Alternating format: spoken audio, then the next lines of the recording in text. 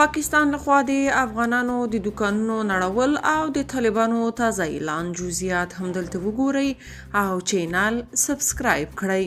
پر افغان کډوالو د پاکستان د فشارونو دوام بورډ بازار کې لسګونه کارځایونه ویجاړ کړي دي.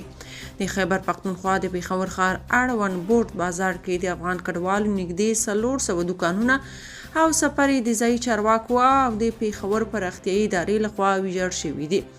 بېلابېلو پاکستاني رسنۍ د ځایي چارواکو له قوله لیکلي دا دوکانونه او چوپړې په پاخه سړک او دولتي ځایونو کې جوړ شوي وو او له هر ډول قوانینو یې سرغړونه کوله.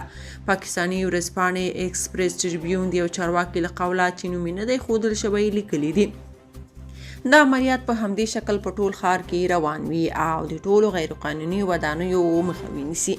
رسنۍ دا هم ویلي چې په دې عملیاتو کې 100 تنه هغه کسان هم نیول شوي چې د دې ودانیو د ړنګولو پر مهال مقاومت کړی دی. د رسنۍ له قوله بورډ بازار چې په کوچني کابل هم یادېږي نږدې 90 سلنه دوکانونه او سوداګري پکې د افغان کډوالو روانه ده. بلخوا طالبان وایي افغان کډوال د پابرو او عزت سره هیواد ته راستانه شي.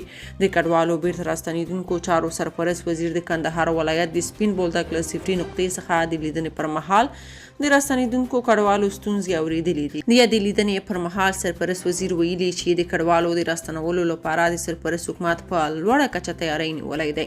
د هیواد غېږه د ټولو افغانانو لپاره خلاصه ده او ټول باید په پابروبندانه توګه خپل هیواد ته راستانه شي. نوموړي د کډوالو نړیوال سازمان د ملګرو ملتونو د بشري مرستو همغږي ادارې اوچا او یو شمېر نورو همکارو موسسو مسؤلینو سره هم ولیدل او د دوی کارونه یې ارزولي او لازمې سپارښتنې یې ورته کړي دي.